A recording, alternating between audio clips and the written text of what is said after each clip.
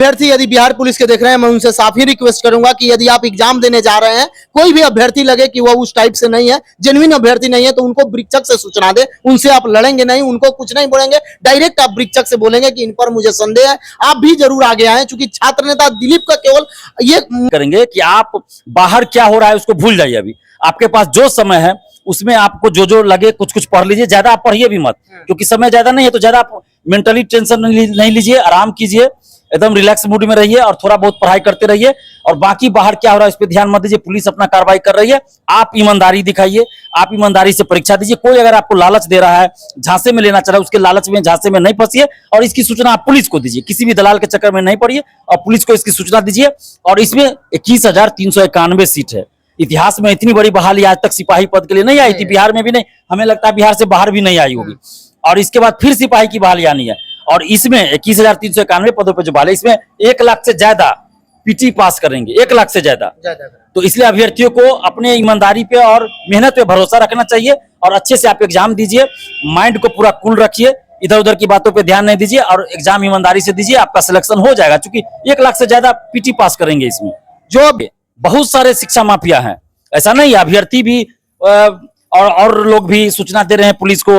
उसके बाद पुलिस का जो और भी तंत्र है, सीआईडी हो, इंटेलिजेंस का हो, सारे लोग लगे हुए हैं। तो ये पहली बार हो रहा है कि परीक्षा से पहले इस तरह पूरी व्यवस्था, पूरा पुलिस प्रशासन हर जिला में तैनात है। और आज आप देखिए कि पुलिस मुख्यालय द्वारा प्रेस कॉन्फ्रेंस करके बताया गया है कि हर जिला के एसपी को अलग से निर्देश दिया गया कि आप सघन छापेमारी कीजिए और इस सब चीज पे नजर। तो ये एक अच्छी बात है, लेकिन अभी भी हम पुलिस प्रशासन, बिहार पुलिस और नीतीश कुमार जी से ये मांग करते हैं कि पूरे बिहार में हर जिला में अच्छे से छापेमारी होनी चाहिए और जो भी शिक्षा माफिया है सबको पकड़ा जाए और कठोर से कठोर कार्रवाई उस पर हो। और अब देखिए एक चीज और हुआ है, पहले क्या था, अभ्यर्थी पे कार्रवाई नहीं होती थी, सेटर पकड़ा गया और किसका वो सेटिंग करा रहा है अभ्यर्थी नहीं पकड़ा जाता था। लेकिन इस बार देखिए अभ्यर्थियों पे भी कार्रवाई हो रही है। एडमिट कार्ड जो मिला है 132, 136 जहां जो, तो उन अभ्यर्थियों पे भी पूछताछ हो रही है, उन पे भी कार्रवाई हो रही है। तो ये बिहार पुलिस ने अच्छा काम किया। हम लोग लगातार मांग कर रहे हैं कि सेटर को भी पकड़िए और जो अभ्यर्थी सेटिंग करा रहा है उसको भी पकड़िए, दोनों को पकड़िए।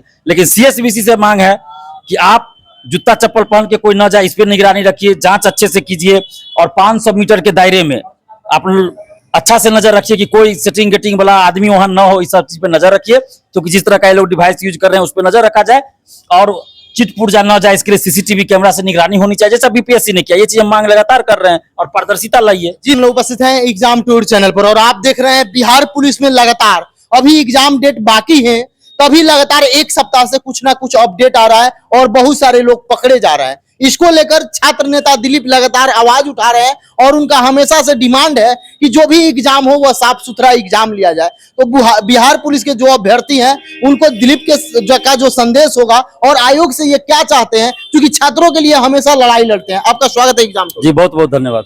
जिस तरीका से आप देख रहे हैं, कई एक बेगूसराय हो गया या बहुत सारा जिला है जहां पे छापा मारा जा रहा है और अभ्यर्थी को पकड़े जा रहे हैं, बहुत सारे एडमिट कार्ड पकड़ा जा रहा है, ये आप लगातार आवाज उठा रहे हैं, फिर भी ऐसा कैसे हो जा रहा है? देखिए, ये आवाज उठाने का ही परिणाम है कि सरकार कार्रवाई कर रही है, पुलिस छापेमारी कर रही है और लोग पकड़े जा रहे हैं। अगर हम लोग आवाज नहीं उठाते तो क्या होता, चलते रहता जैसे चल रहा था। लेकिन कम से कम इतना अब है कि पुलिस कार्रवाई कर रही है। ऐसा नहीं कि पहली बार ऐसा बिहार पुलिस में होने जा रहा था, इससे पहले भी वैकेंसी में बिहार पुलिस में इस तरह की बात हुई थी। और इसलिए इस बार जैसे ही वैकेंसी आई थी, हम लोग लगातार ये आवाज उठा रहे थे। सीएसबीसी ऑफिस जाकर भी हम 3 बार जाकर ये बात किए थे, मांग रखे थे कि पारदर्शिता लाइए, धांधली सेटिंग रोकने के लिए, पेपर लीक रोकने के लिए आप प्रयास कीजिए। जो व्यवस्था बीपीएससी द्वारा अपनाई जाती है वो व्यवस्था आप लोग भी लागू कीजिए। अब 1 अक्टूबर को देखा जाएगा कि वो लोग कितना इसके लिए कर रहे हैं, नहीं कर रहे, तो 1 अक्टूबर को पता चलेगा। लेकिन हमारा जो डिमांड शुरू से रहा है और अभी भी है, सीएसबीसी से हम अभी भी मांग कर रहे हैं कि आप परीक्षा में पारदर्शिता लाइए और धांधली सेटिंग, पेपर लीक, स्कॉलर जो बैठता है वो सब रोकने के लिए भी प्रयास कीजिए। और इसके लिए क्या है, पारदर्शिता के लिए सबसे पहले आप ओएमआर सीट की कार्बन कॉपी और क्वेश्चन बुकलेट परीक्षा समाप्ति बाद दीजिए।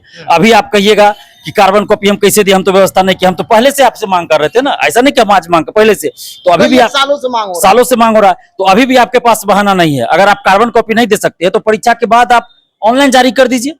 ऑनलाइन जैसे बीपीएससी जारी करती है ना, ओएमआर सीट, मेंस की कॉपी ऑनलाइन जारी करते हैं, आप भी ऑनलाइन जारी कर दीजिए।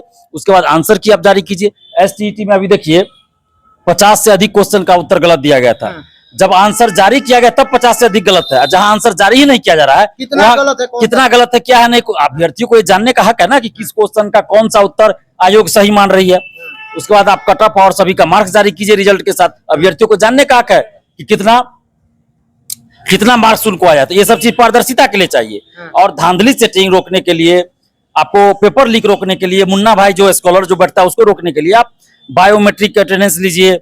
उसके बाद आप फिंगरप्रिंट लीजिए, फेस रिकॉग्निशन, आइरिस जैसे बीपीएससी ने किया, इस सब व्यवस्था कीजिए। मेटल डिटेक्टर से चेक कीजिए। कोई ब्लूटूथ, एंटी जैमर ब्लूटूथ या कोई भी डिवाइस, मोबाइल या कोई भी अन्य डिवाइस लेकर ना जाए, इसके लिए आप एकदम बढ़िया से चेकिंग करवाइए। और चप्पल जूता में आजकल हो रहा है, चप्पल जूता में जो डिवाइस लगा के जा रहा है, वॉकी टॉकी क्या क्या सब, उसके लिए आप सेंटर पे एग्जाम हॉल में जूता चप्पल पहन के प्रवेश नहीं करने दीजिए। जूता चप्पल आप बाहर खुलवा लीजिए, एग्जाम रूम के बाहर आप जूता चप्पल खुलवा लीजिए, किसी को आपत्ति नहीं होगा इस पे।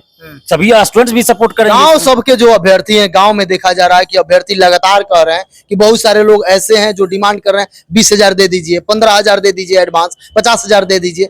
अभ्यर्थी मासूम होते हैं, कोई भी अभ्यर्थी तैयारी करता है तो उसका लक्ष्य होता है कि हम नौकरी कर ले। खासकर बिहार पुलिस में देखा जाता है तो ये शुरू से ही प्रचलन बन चुका हुआ है कि सेटिंग के बिना होगा ही नहीं। आप भी देखते हैं, अभी वीडियो डलाएगा, इसमें लगातार 99% यही कमेंट आता है कि क्या करें, हम कितना भी पढ़ते हैं रिजल्ट नहीं होता है, जो नहीं पढ़ता है हम लोग के साथ रहता है लेकिन उसका सेटिंग है, उसका रिजल्ट हो जाता है। तो इसको लेकर सरकार और आयोग को कितना सख्त से सख्त कदम उठाना चाहिए ताकि जो अभ्यर्थी चट्टी बोरा पर पढ़ने वाले हैं, जो रिक्शा ठेला चलाने वाले के बेटा है, उनको भी नौकरी मिल जाए। वो भी चाहते हैं तो उनको एक सरकारी नौकरी कम से कम बिहार पुलिस तक मिल जाए। देखिए, इससे पहले भी बिहार सिपाही के लिए भर्ती हुई है, परीक्षा हुई है, लगातार 3 भर्तियां हुई है, 84 से 15, उससे पहले भी वो हुआ है 2-3 बार। तो आप ऐसा देखिएगा कि इससे पहले जो भी वैकेंसी आई उसमें इस तरह का कोई पकड़ा नहीं गया परीक्षा से पहले, लेकिन इस बार पकड़ा जा रहा है। तो कहीं ना कहीं जो आवाज उठाया जा रहा है हम लोग के द्वारा, छात्रों के द्वारा, लगातार आप भी उठा रहे हैं आवाज, तो इसका असर हुआ है कि सरकार अब इस पे एक्शन ले रही है, पुलिस छापेमारी कर रही है। तो ये तो अभ्यर्थियों के हित में हो रहा है ना। जहां मान लीजिए अगर ये चीज नहीं होता तो ये तो सेटिंग कराते, लेकिन इतने लोग पकड़े गए तो इतना तो सेटिंग बचा। और इसके मार्फत जो है पुलिस इंक्वायरी कर रही है अभी, तो और भी लोग पकड़े जाएंगे। और पुलिस के रडार पे लगातार छापेमारी हो रही है, और पुलिस के रडार पे इस तरीका से इस बार देखा जा रहा है आयोग सख्त है और बिहार पुलिस जितने भी यहाँ पे डिपार्टमेंट है सभी लोग सजग हैं कि बीपीएससी जैसा एग्जाम हुआ करा लिया जाए।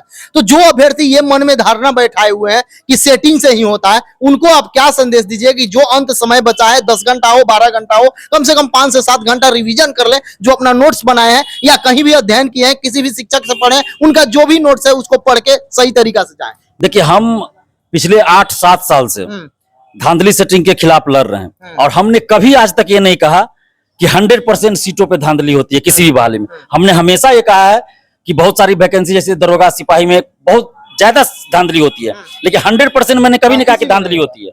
तो इसलिए अभ्यर्थियों से अभी हम यही अपील नहीं होगा जब तक बिहार के एक एक बच्चा इस पर आवाज नहीं उठाएगा, तब तक बिहार में सुधार नहीं हो सकती है। क्योंकि बिहार पुलिस हो, बिहार दरोगा हो या अन्य आयोग हो, बीपीएससी से तुलना करना चाहिए, बीपीएससी से सीख लेना चाहिए। समय देने के लिए बहुत बहुत जी, बहुत बहुत धन्यवाद। आप भी लगातार छात्रों से जुड़े मुद्दे को उठा रहे हैं, और इसके लिए आपको भी धन्यवाद, क्योंकि छात्र हित अभी सर्वोपरि है। अगर छात्र नहीं आगे बढ़ेंगे, छात्रों के साथ न्याय नहीं होगा, तो फिर मुझे नहीं लगता कि बिहार का विकास होगा या कुछ भी होगा। जब तक ईमानदारी से लोग नहीं जाएंगे नौकरी में, तब तक सरकारी योजना का क्रियान्वयन सही से होगा ही नहीं। तो फिर बिहार आगे बस लूटने पे, तो फिर बिहार आगे कैसे बढ़ेगा। इसके लिए आपको भी धन्यवाद लगातार